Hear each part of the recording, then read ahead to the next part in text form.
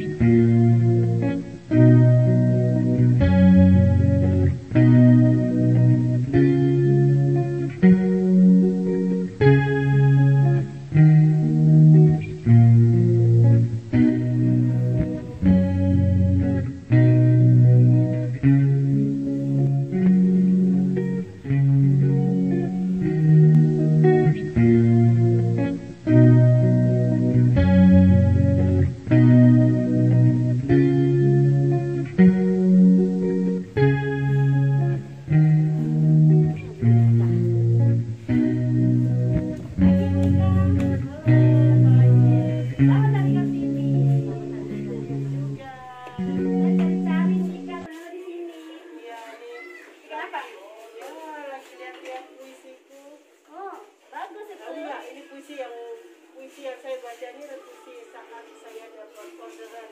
Orderan. Orang lain dapat orderan kue, orderan barang gitu. Kalau saya dapat orderannya puisi. Mantap. Bu Besra pernah toh? Aduh. Saya baru mau ngomong juga, ternyata ibu sudah tanya ya. Jadi saya tuh juga sering orderan dan kenapa ya rata-rata guru bahasa Indonesia begitu ya, sering dapat orderan. Orderannya adalah tulis puisi. Kemudian kadang-kadang suruh tulis pidato. Ya, itu kerjaan kita Yang paling lucu kalau mereka bilang, Bu Mesra, itu pernah loh saya mengalami, Mika pernah mengalami tidak? Bu Mesra, kenapa minta puisi 1 dong? Kenapa? Untuk apa namanya? Ujian. Jadi bukan orderan, tapi kalau orderan kan mereka minta tolong kita buatkan puisi dan karya-karya kita yang mereka akan apakan saja. Mau mereka pentaskan di perayaan-perayaan atau apa. Tapi ini tidak. Ada yang bilang, Masa buatkan dong buat puisi untuk ujian, untuk ini. Tapi bagus loh, karena dia bilang. Dia minta izin untuk memakainya, tapi menggunakan nama dia. Iya. Dan letak bagusnya di mana? Letak bagusnya bukan saya mengizinkan, tapi letak bagusnya saya tahu kalau ada tindakan seperti itu sehingga tindakan kita yang mengerti, kita bisa menjelaskan. Oh ini termasuk kategori kejahatan literasi, tidak boleh. Saya berpikir kejahatan literasi itu berarti dia ngambil tanpa permisi, berarti kan kejahatan ya. Kalau sudah apa namanya? Kan konotasinya negatif sekali kalau kata kejahatan. Kalau sudah ini Bu Ika, kalau sudah menjadi konsumsi umum, sudah dibikin kayak ini buku antologi. Nah, antologi ini puisi saya nih dalam buku antologi Likurai dari Negeri yang Membatu. Nah, tempoh hari kan Ibu Ika ngambil nih, ngambil dan pentas di mana? Di Malang. Nah, pentas di Malang dalam Likurai itu. Pentas apa ya? Jambore Sastra Nasional 2018. Nah, itu bukan kejahatan. Kali ini sudah dipublikasi umum. Ibu Ika ambil anak-anak aransemen dan suka-suka aransemen dengan cara mereka dan segala macam. Nah, bahkan supaya mereka bisa menyanyikan, memuisikan dalam bentuk nyanyian. Yes, berarti puisi ini bisa menginspirasi mereka untuk mencipta lagi. Tidak apa. Tapi kalau diminta puisi kita dan diubah ini jadi nama orang untuk ujian, wah itu kejahatan itu. Tapi itu terlalu cerewet ini ya. Saya penasaran dengan apa puisi apa tadi Bu? Ya ini puisi orderan itu. Ini sebenarnya ada risalahnya nih. Risalahnya itu gini. Kali itu memperingati hari Kartini. Ada teman mereka salah satu pimpinan organisasi Islam. Dia minta Ibu tolong dong Bu ini buatin puisi ya. Oh gitu ya. Puisinya tentang Kartini deh. Oke deh. Saya coba buat. Nggak sampai sejam langsung jadi. Waduh. Saya kirim tuh. Saya kirim. Kak, sampai sebentar, agak di situ dulu. Tak sampai 1 jam, puisi orderan. Jadi, waduh. Artinya mungkin karena di situ kita dipaksa, dipush supaya oh ya tentang Kartini, apa yang terjadi selama ini tentang Kartini. Nah itu artinya mungkin kondisi kita pada saat punishment seperti itu tertekan, itu mungkin itu yang membuat kita imaji kita langsung berkeliaran seperti yang biasa sampaikan. Kalau memang betul ya, dalam proses kreatif itu misterius. Bahkan misterius bagi pengarangnya sendiri. Jadi ada saatnya kita ketika di punishment kita bisa, tapi ada saatnya aduh kalau di punishment bagaimanapun kita agak susah. Atau ada kalanya kita gelisah dan kemudian kita ingin entah tengah malam, entah subuh atau apa, kita ingin cepet-cepet bangun dan menulis segera menulis. Ya, kayak gitu. Tapi ada yang puisinya tuh disimpan sampai 1 tahun nggak finish. Pernah begitu? Pernah ya. Mengalami kayak gitu sering malah. Berarti puisi ini istimewa ya? Istimewa sekali karena sangat istimewa. Pertama di order. Itu di order Bu Ika sanggup melaksanakan dan kemudian hanya tercepat tuh. Paling cepat tuh. Anak-anak puisi lahir hanya dalam waktu 1 jam. Sungguh kita tidak bisa menahan diri untuk mendengarnya. Seperti apa puisi? Anak itu lahir bukan prematur lagi. Astaga, belum kena bulan.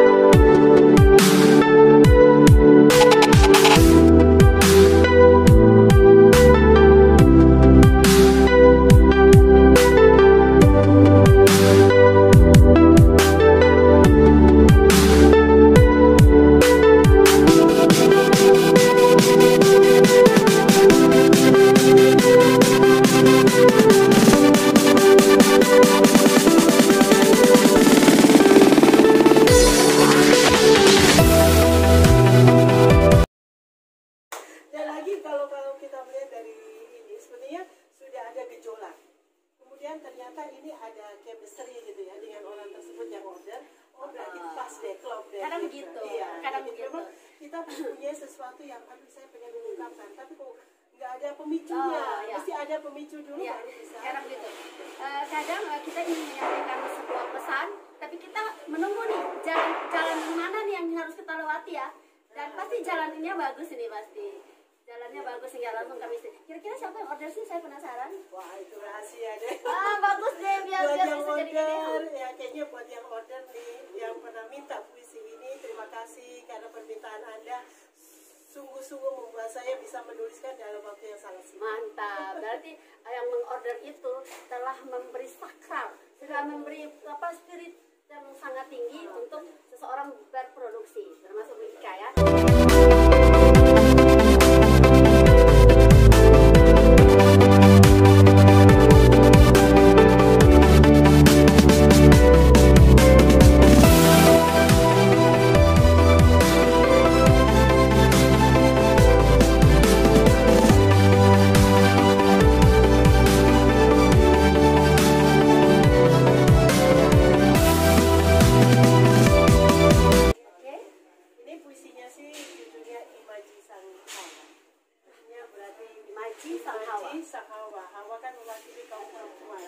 Simbolisasi kita dalam Kartini. Imaji Sang Hawa.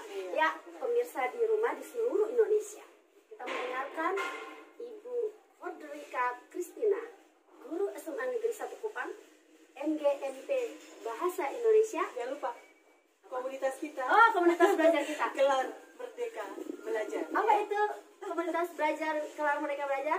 Kelar Merdeka Belajar adalah kelas literasi akar rumput Merdeka Belajar.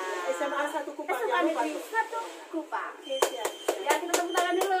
Oke, baik. Terima kasih Bu Mesra. Baik, saya akan bacakan puisinya. Imaji Sang Hawa, karya Ika Kristina T.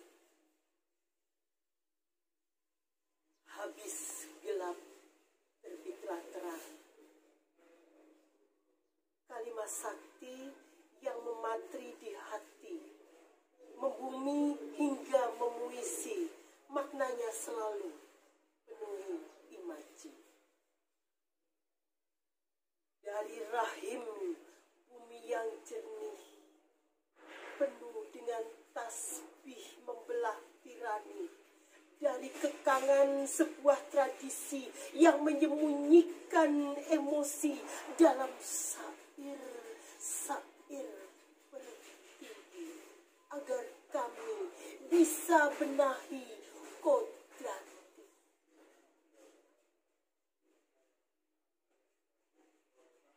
Dari lembar sejarah, kau berdiri koreksi tatanan, melepas barikade yang terpancang, agar kaum Hawa tak hanya berada di satu ruang.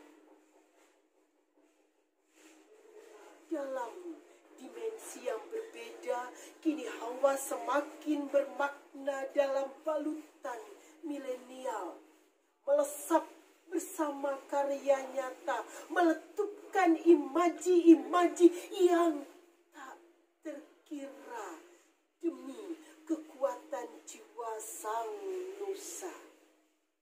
Hawalah meletak dasar akidah dalam keluarga. Habis gelap, terbitlah terang. Kalimat sakti yang mematri di hati, membumi hingga memuisi, maknanya selalu penuhi janji. Terima kasih. Aduh, tepuk tangan, merinding saya.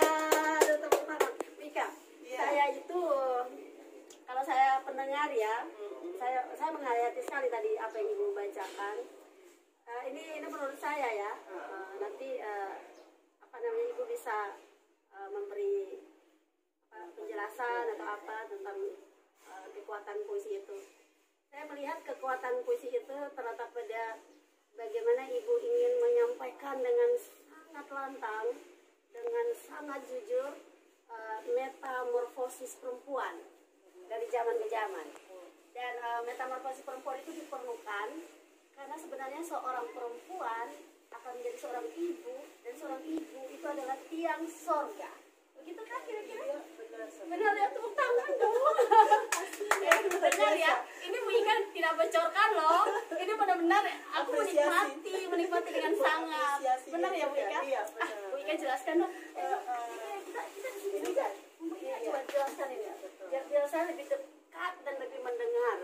Ya, nah sebetulnya puisi ini kan terpatri, kita sudah tahu nih, semboyan dari Kartini, habis gelap terbitlah terang. Itu bukan hal yang ini, tapi selama ini habis gelap terbitlah terang itu seolah hanya semata semboyan saja, slogan saja. Tapi untuk pelaksanaan atau praktiknya, aplikasinya tuh kayaknya belum maksimal. Kalaupun sudah ada, belum maksimal. Contohnya saja seperti ini.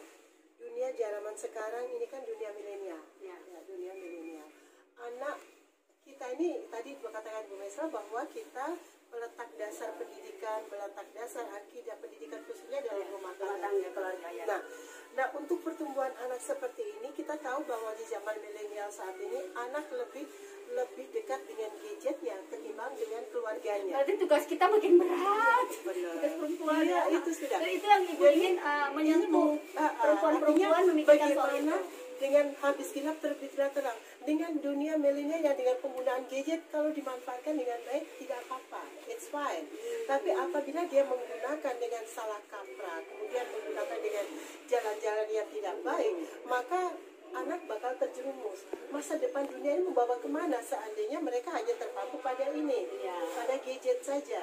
Nah, oleh karena itu kita sebagai ibu dengan imaji yang saya sampaikan tadi, saya mengungkapkan bahwa yuk, ini habis gelap terbitlah terang. Ayo terang, kita menggali lagi, coba kita mencoba masuk kembali, kita kembalikan akidah keluarga kita. Ya, artinya kita tidak melepas yang milenialnya, tetap kita masuk, tapi kita juga masuk akidah kita supaya memperkokoh, memperkuat keluarga kita.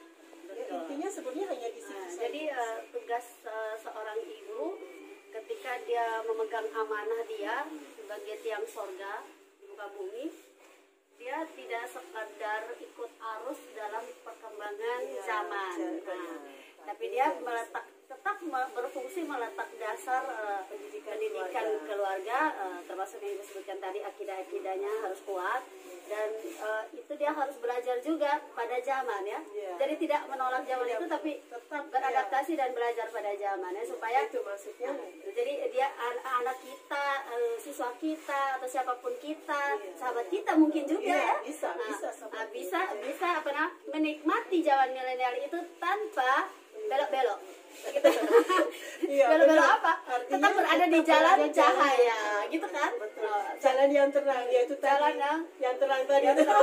Iya. Semua orang punya makna tentang jalan terang itu. Kan masing-masing kita punya pegangan hidup untuk melewati jalan terang itu.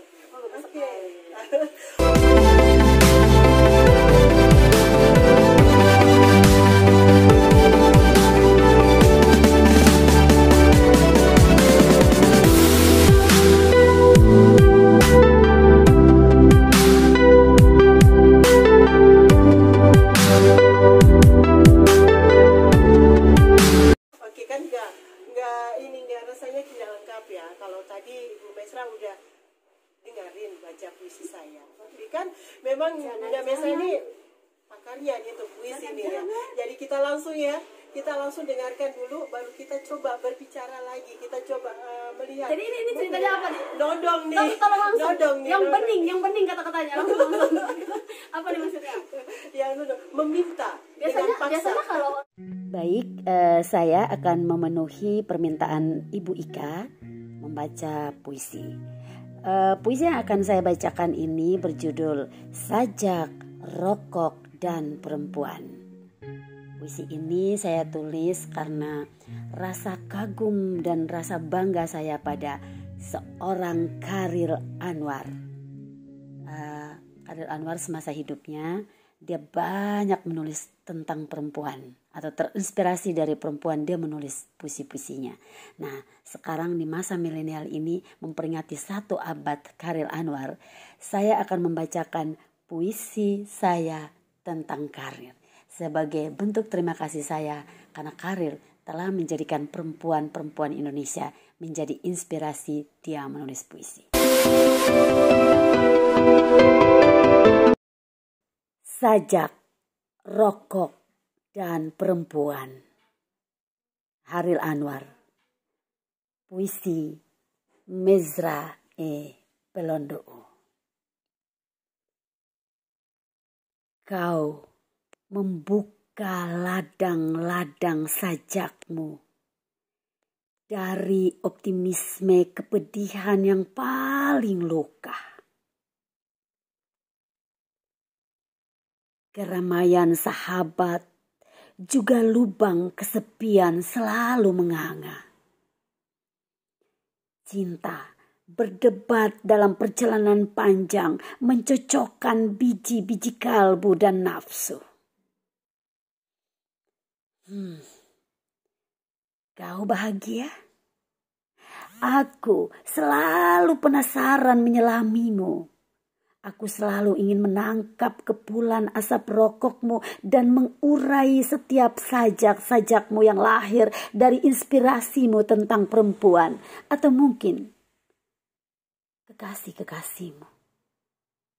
Atau tidak juga seperti itu. Perempuan, ya tetap perempuan.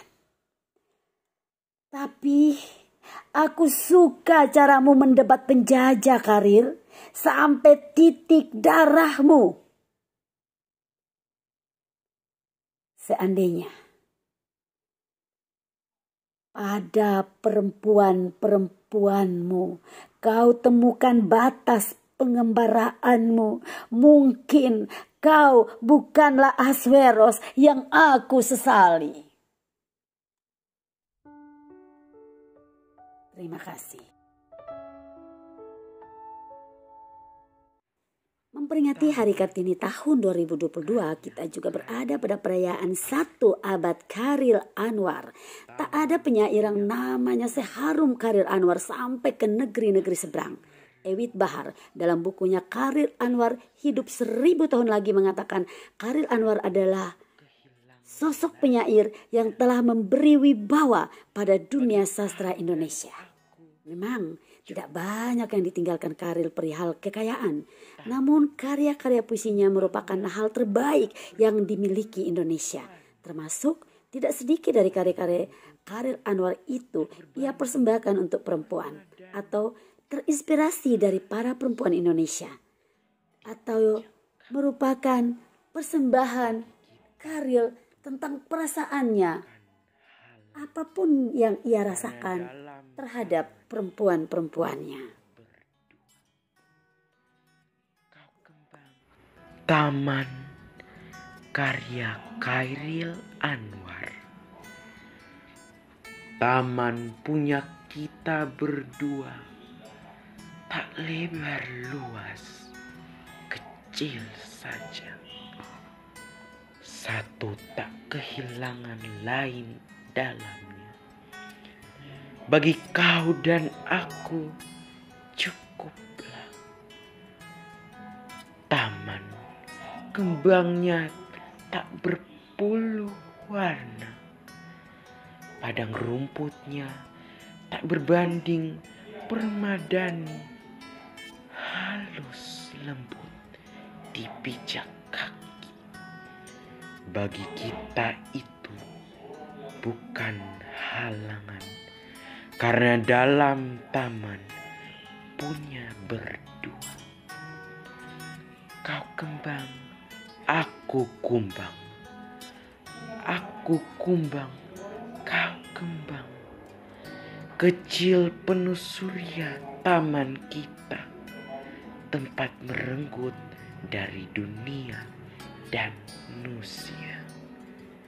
Terima kasih. Sesungguhnya Chairil Anwar sangat selektif dalam memilih perempuan-perempuan yang dia cintai. Tepatnya, Chairil benar-benar mampu membuatnya jatuh cinta. Ia senang perempuan yang berotak cerdas serta berpandangan luas. Nah, kita mengenal cinta pertama Chairil Anwar adalah Karina Murjono. Kemudian kita mengenal Ida Nasution, perempuan cendekiawan. Kita juga mengenal Sri Sumirat, Dian Tamela, Sri Ayati, Gadis Rasid, yang semua perempuan-perempuan itu terdapat atau ada disenggol oleh Chairil Anwar dalam puisi-puisinya. Selain Karina Murjono dan Ida Nasution, kita juga mengenal Sri Sumirat, sosok yang sangat dicintai Chairil Anwar. Begitu pula dengan Sri Sumirat. Hanya Mirat satu-satunya perempuan yang diakui Chairil atau Chairil Anwar sebagai tunangan sebelum menikah dengan Hapsah. Ini sungguh sebuah perjalanan cinta Chairil yang sangat panjang dan penuh harapan. Jika usia kepenyairan Chairil 9 tahun, maka sajak buat Mirat telah muncul pada sepertiga periode awal kepenyairan Chairil. Betapa istimewanya Mirat bagi Chairil hingga 3 sajak romantis cukup menggambarkan perasaan itu. Sajak Putih ditulis 1944, ungkapan cinta Chairil Anwar yang begitu dalam pada Sri Sumirat. Sajak berjudul Dengan Mirat atau Orang Berdua ditulis tahun 1946, ditulis saat Chairil Anwar dan Sri Sumirat berpisah. Sebuah sajak berjudul Mirat Muda, Chairil Muda itu ditulis tahun 1946, tahun di mana tahun kematian Chairil atau saat Chairil sudah bercerai dengan Hapsah. Di saat-saat terburuk dalam hidupnya, nama Mirat muncul dalam puisi-puisi Chairil Anwar. Bersama Miratlah Chairil Anwar merasa sungguh-sungguh merasakan cinta. Tapi pada akhirnya Chairil Anwar wafat 28 April 1949, dan saat itu sungguh Mirat dilanda pilu dan kesedihan yang luar biasa. Baik, saya akan memberikan sedikit atau serba sedikit penjelasan tentang perempuan-perempuan karir, dan itu pun saya baca dari buku Khairil Anwar Hidup 1000 Tahun Lagi, Ewit Bahar. Pertama, coba kita menengok perempuan Ida Nasution. Ida Nasution ini perempuan cendekiawan asal Sibolga, mahasiswa angkatan pertama Fakultas Sastra Universitas Indonesia yang sangat smart. Khairil pernah menulis tentang Ida atau menyinggung nama Ida dalam puisinya yang berjudul Merdeka. Saat itu Khairil sedang galau di rudung kasmaran pada Ida, dan ia menulis sajak merdeka. Aku mau bebas dari segala merdeka, juga dari Ida. Karina Murjono oleh beberapa orang atau beberapa pembaca dianggap sebagai cinta pertama Khairil Anwar. Ilham Khairil menulis puisi dari Karina Murjono dapat kita baca pada puisi yang berjudul Dari Dia. Selain Karina Murjono dan Ida Nasution, kita juga mengenal Sri Sumirat. Gadis Madiun, Jawa Tengah adalah sosok yang sangat dicintai Khairil Anwar. Begitu pula dengan Sri Sumirat. Hanya Mirat satu-satunya perempuan yang diakui Khairil atau Khairil Anwar sebagai tunangan sebelum menikah dengan Hafsah.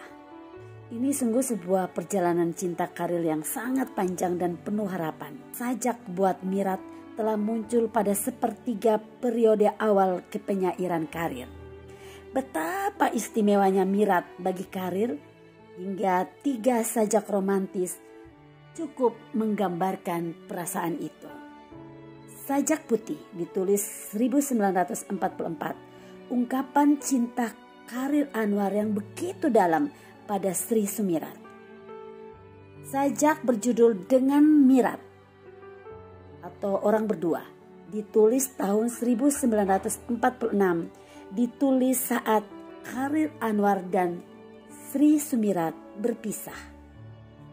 Sebuah sajak berjudul Mirat Muda, Khairil Muda itu ditulis tahun 1946, tahun di mana tahun kematian Khairil atau saat Khairil sudah bercerai dengan Hafsah. Begitu banyak sahabat, begitu banyak perempuan dalam hidup Khairil Anwar.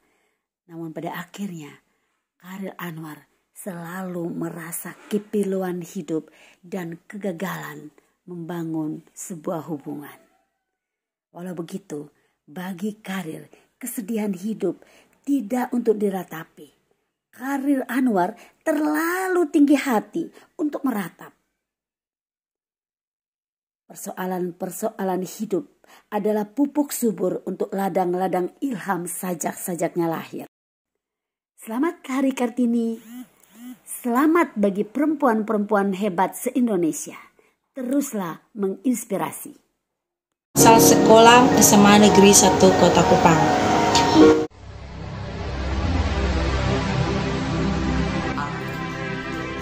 Kalau sampai waktuku, ku mau tak seorang kan merayu, tidak juga kau. Sebuah kamar. Sebuah jendela menyerahkan kamar ini pada dunia. Bulan yang menyinar ke dalam, mau lebih banyak tahu. Sudah 5 anak bernyawa di sini. Aku salah satu. Yuk nyawa. Penghidupan lautan mahadam.